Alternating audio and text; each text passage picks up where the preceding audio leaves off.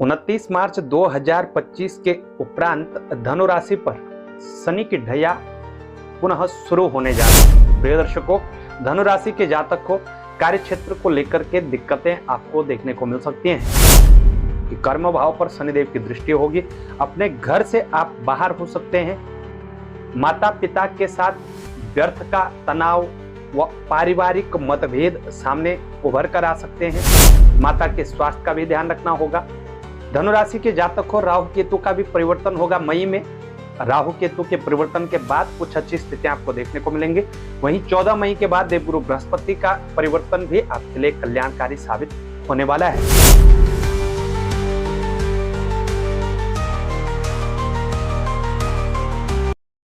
प्रिय दर्शकों, नमस्कार, बहुत बहुत स्वागत है आपका। आप देख रहे हैं वर्षफल पत्रिका 2025। मैं आचार्य पंकज शास्त्री और वर्षफल पत्रिका में आज हम चर्चा करने वाले हैं भचक्र की नवीं राशि धनु राशि की। आने वाला वर्ष आपको कितनी उन्नति, कितनी सफलता देने वाला है।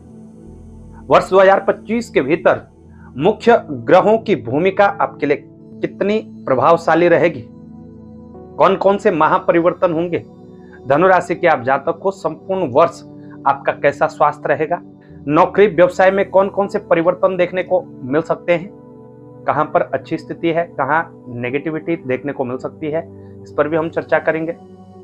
संपूर्ण वर्ष 2025 के भीतर विद्यार्थियों की, स्टूडेंट की कैसी सिचुएशन है और 2025 के भीतर आपकी जो फाइनेंशियल सिचुएशन है वो कैसी रहेगी। आर्थिक स्थिति के मामले में वर्ष 2025 आपके लिए कितना प्रभावशाली रहेगा, इन तमाम बातों की चर्चा इस वर्षफल के कार्यक्रम के अंतर्गत करेंगे। लेकिन प्रिय दर्शकों, वर्षफल जानने से पहले वर्षफल जानने के कुछ विशेष नियम भी होते हैं। इन बातों का भी हमें ध्यान रखना होता है। कौन कौन सी बातें हैं, सबसे पहले उन्हीं पर हम चर्चा कर लेते हैं। प्रिय दर्शकों, सबसे पहली बात, वर्षफल हम जब भी देखें, वर्षफल अपनी जन्म राशि के अनुसार ही देखनी चाहिए, क्योंकि लग्न हमारा वो समय होता है जब हमारा जन्म होता है और जन्म राशि वर्तमान स्थिति को दर्शाता है, क्योंकि हमारा जो जीवन है वो चलायमान है, गतिशील है और नवग्रह भी सौरमंडल में गतिशील है। वो भी एक राशि को छोड़कर दूसरी राशि में अपने चाल में परिवर्तन करते रहते हैं। प्रिय दर्शकों, दूसरी बात का ध्यान रखिएगा, जब भी ग्रहों का परिवर्तन होता है, कुछ परिवर्तन सभी धनु राशि के जातकों के लिए एक जैसे होते हैं, लेकिन कुछ स्थितियां आपके विरुद्ध हो सकती हैं। उसका कारण है आपकी आयु। जिस हिसाब से आपकी आयु होगी उसी अनुसार आपकी पत्रिका में ग्रहों की महादशा और अंतर्दशा भी चलती है। तो ग्रहों का अंतर्दशा और महादशा का प्रेडिक्शन भी कर लेना चाहिए, और ये सबका संभव नहीं है, क्योंकि एक धनु राशि का जातक हो सकता है अभी अभी जन्म लिया है, उसको दीन दुनिया से कोई मतलब नहीं, उस जातक को सिर्फ माँ से मतलब है, माँ में ही उसकी संपूर्ण दीन दुनिया बसी हुई। एक धनु राशि का वो स्टूडेंट है जिसको सिर्फ अपनी पढ़ाई से मतलब है, बाकी उसको आपके रोजगार से, आपके पैसे से कोई मतलब नहीं है। एक धनु राशि का जातक जिसको अभी करियर स्टार्ट करना है, उसको सिर्फ अपने करियर पर फोकस करना है, उसको बाकी अन्य चीजों से कोई मतलब नहीं। एक वो धनु राशि के जातक जो अपने रिटायरमेंट टाइम पीरियड में है, वो अपने बेहतर रिटायरमेंट के बारे में सोच रहे हो, तो ठीक आप धनु राशि के जातक हैं। आप किस आयु के हैं, आपकी जन्म पत्रिका में किस ग्रह की अंतर्दशा चल रही है, किस ग्रह की महादशा चल रही है, इस पर बहुत कुछ निर्भर करता है। वो ग्रह आपकी जन्म पत्रिका में कहां पर स्थित है, क्या भूमिका अदा कर रहा है, इस पर बहुत कुछ निर्भर करता है। इसलिए यहाँ पर कुछ भविष्यवाणियां हो सकती है आपके विरोध में जाए, लेकिन वो आपके साथ घटनाएं घटित ना हो, उसका कारण आपकी दशा अंतर्दशा हो सकता है। कुछ भविष्यवाणियां अच्छी हों, लेकिन आपके साथ कुछ विरोध में घटनाएं घटित हो रही हैं, तो उसका कारण भी आपकी दशा और अंतर्दशा है। तो इस बात का जरूर ध्यान रखिएगा। यदि आप कोई विशेष निर्णय ले रहे हैं, आपको करियर को लेकर के विशेष निर्णय लेना है, कोई डिसीजन लेना है, नया व्यवसाय प्रारंभ करना है, उसके लिए डिसीजन लेना है, या आप आर्थिक मामलों में कोई विशेष निर्णय लेने जा रहे हैं, तो उसके लिए आपकी जन्म पत्रिका विश्लेषण आवश्यक है। उसे सिर्फ इस वर्ष फल के अनुसार आप कोई डिसीजन न ले। अब चलते हैं वर्षफल की ओर और सबसे पहले चर्चा कर लेते हैं धनु राशि के जातकों की और उनकी कुछ विशेषताओं की। धनु राशि ज्योतिष शास्त्र में 12 राशियां और 12 राशियों में से जो 9वीं राशि है, 9वां अंश धनु राशि को प्राप्त है। प्रिय दर्शकों, धनु राशि द्विस्वभावी राशि है। धनु राशि के स्वामी ग्रह देवगुरु बृहस्पति होते हैं, लेकिन देवगुरु बृहस्पति आपके राशि स्वामी हैं, लेकिन अग्नि तत्व आप में विराजमान है, इसलिए धनु राशि जो है अग्नि तत्व की राशि है। अग्नि तत्व का प्रभाव धनु राशि के जातकों में अक्सर देखा भी गया है। प्रिय दर्शकों, धनु राशि के जातक वैसे सुंदर होते हैं, दिखने में आकर्षक होते हैं, आंखों में थोड़ा भूरापन कई जातकों का पाया गया है। धनु राशि के जातकों के कान और नाक थोड़ी बड़ी होती है। क्योंकि धनु राशि के आप जातक हैं तो राशि स्वामी देवगुरु बृहस्पति का विशेष प्रभाव आपके ऊपर होगा। पूजा पाठ धर्म कर्म के कार्यों में बढ़ चढ़ करके हिस्सा लेने वाले होते हैं। निरंतरता सीखना है तो धनु राशि से सीखिए, लंबे समय तक एक ही काम को इनसे करवा लीजिए, ये बोर कम होते हैं। लेकिन प्रिय दर्शकों, इतनी सारी खूबियों के बावजूद भी धनु राशि के जातक जो हैं वो द्विस्वभावी हैं, और द्विस्वभावी होने के कारण डिसीजन लेने में कहीं ना कहीं इनको बहुत तकलीफ होती है। चाहे वह व्यवसाय से संबंधित हो, चाहे वह एजुकेशन से संबंधित हो, पारिवारिक रिश्तों को लेकर के हो, डिसीजन लेने में ये बहुत कतराते हैं। ये इनकी कमजोरी है। एक और कमजोरी धनु राशि के जातकों की, ये बहुत जल्दबाजी करते हैं और हड़बड़ी में कुछ न कुछ कार्य बिगड़ जाता है। इसलिए आप धनु राशि के जातक हैं। 2 चीजों से आपने वर्ष 2025 में बचना है। यदि आप वर्ष 2025 के भीतर विशेष प्रगति प्राप्त करना चाहते हैं, उन्नति प्राप्त करना चाहते हैं, कुछ कर दिखाना चाहते हैं, तो इन 2 बातों का ध्यान रखिएगा। एक, जल्दबाजी करने से आपने बचना है, और दूसरा, फटाक से गुस्सा हो जाते हो, इस आदत पर कंट्रोल रखिएगा, क्योंकि जल्दबाजी में या गुस्से के कारण आपके कई कार्य बिगड़ सकते हैं। प्रिय दर्शकों, आप धनु राशि के जातक हैं, वर्ष 2025 के भीतर 23, 27, 32 और 36वें वर्ष के भीतर हैं। फिर से सुन लीजिएगा, धनु राशि के जातक हो वर्ष 2025 के भीतर 23, 27, 32 और 36 वर्ष के आप हैं, तो निश्चित ही वर्ष 2025 आपके लिए बहुत बड़ी सौगात लेकर के आ रहा है और आपको कोई बहुत बड़ी सफलता हाथ लगने वाली है। प्रिय दर्शकों, चलते हैं आपके वर्ष फल की ओर, और सबसे पहले नववर्ष प्रवेश कुंडली पर एक नजर डालते हैं। 1 जनवरी 2025 की स्थिति, ग्रहों की स्थिति आपके लिए कैसी है और संपूर्ण वर्ष में कौन कौन से बड़े परिवर्तन आपके लिए होने जा रहे हैं। तो धनु राशि के स्वामी ग्रह देवगुरु बृहस्पति हैं, 6ठे भाव में संचरण कर रहे हैं, वृषभ राशि के अंतर्गत स्थित है। यहाँ पर देवगुरु बृहस्पति कारक नहीं होते हैं, दिक्कतें देने का कार्य आपके लिए करेंगे। मंगल देव कर्क राशि में 8वें भाव में स्थित है, अपने नीच राशि के अंतर्गत संचरण कर रहे हैं। शुक्रदेव और शनिदेव कुंभ राशि में विराजमान है, पराक्रम हाउस 3rd हाउस में स्थित है। सूर्यदेव धनु राशि के अंतर्गत लग्न में विराजमान है। चंद्रमा मकर राशि में 2रे भाव में स्थित है। बुध देव वृश्चिक राशि में 12वें भाव के अंतर्गत संचरण कर रहे हैं। जबकि राहु और केतु की बात करें तो राहु मीन राशि 4थे भाव में स्थित है, केतु कन्या राशि 10वें भाव कर्म भाव में विराजमान है। प्रिय दर्शकों, इस ग्रह गोचरीय स्थिति के बीच सबसे पहले देवगुरु बृहस्पति की चर्चा हम करें। धनु राशि के जातकों के लिए महत्वपूर्ण ग्रह देवगुरु बृहस्पति 14 मई तक 6ठे भाव में स्थित रहेंगे। 6वां भाव रोग रिपु ऋण का है, तो निश्चित ही इन सब में आपको दिक्कतें देखने को मिलेंगी, और रोग भी बढ़ेगा और ऋण भी बढ़ेगा, यानी कर्ज भी कहीं ना कहीं आपके ऊपर चढ़ सकता है। खर्चों को लेकर के तनाव रह सकता है, और कहीं ना कहीं वर्ष 2024 से ही आप जरा पीछे झांक करके देखिएगा, किसी न किसी बात को लेकर व्यर्थ की किसी के साथ आपकी शत्रुता जरूर हुई होगी। 14 मई तक देवगुरु बृहस्पति की स्थिति यहाँ रहेगी। 14 मई के उपरांत राशि परिवर्तन करेंगे, तब कुछ रिलीफ आपको देखने को मिलेगा। 7वें भाव में देवगुरु बृहस्पति स्थित होंगे, तो सबसे बड़ा फायदा उन जातिकाओं का है या उन जातकों का है जिनका विवाह नहीं हो रहा था। आप धनु राशि के जातक हैं, आपका यदि विवाह नहीं हो रहा था, विवाह में कहीं ना कहीं विलंब आ रहा था, कुछ दिक्कतें आ रही थी, तो अब विवाह के योग आपके लिए बनने जा रहे हैं। काफी लंबे समय के बाद देवगुरु बृहस्पति जो है 7वें भाव में आपके लिए स्थित होंगे। निश्चित ही आपके घर में अब खुशियों की सहनाइयां बजने वाली हैं। यदि आप धनु राशि के जातक हैं, विवाह के योग आपके लिए निश्चित रूप से बनेंगे।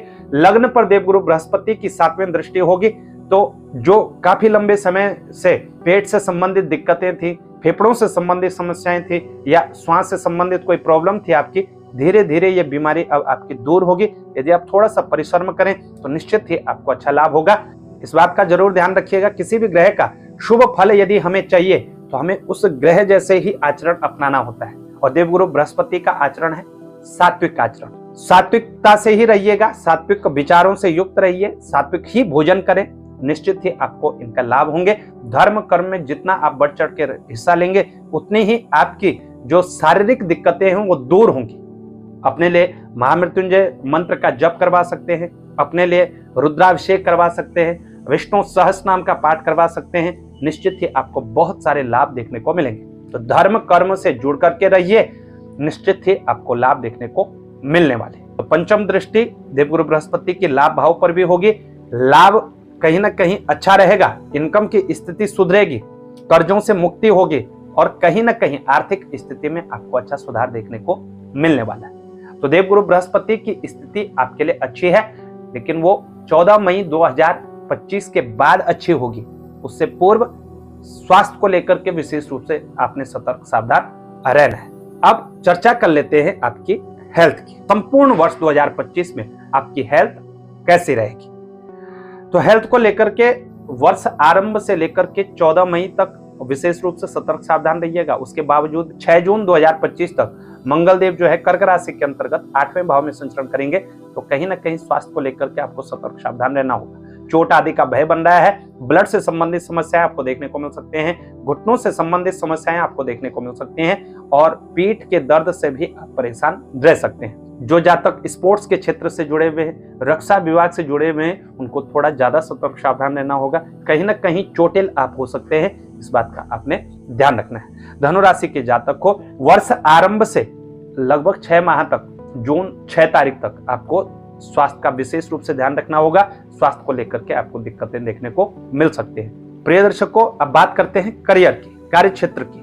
नौकरी और व्यवसाय की स्थिति वर्ष 2025 में कैसी है। तो 18 मई 2025 तक केतु कर्म भाव में संचरण करेंगे। 31 मार्च 2025 के पश्चात शनिदेव जो है चौथे भाव में आकर के 7वें दृष्टि से, पूर्ण दृष्टि से कार्य क्षेत्र को देखेंगे।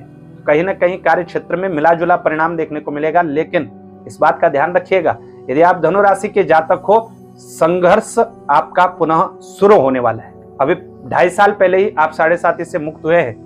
अब ढैया का प्रभाव है, तो आपसे भला कौन जान सकता है कि शनि का प्रभाव क्या होता है। खूब संघर्ष करनी पड़ेगी, खूब मेहनत करनी पड़ेगी।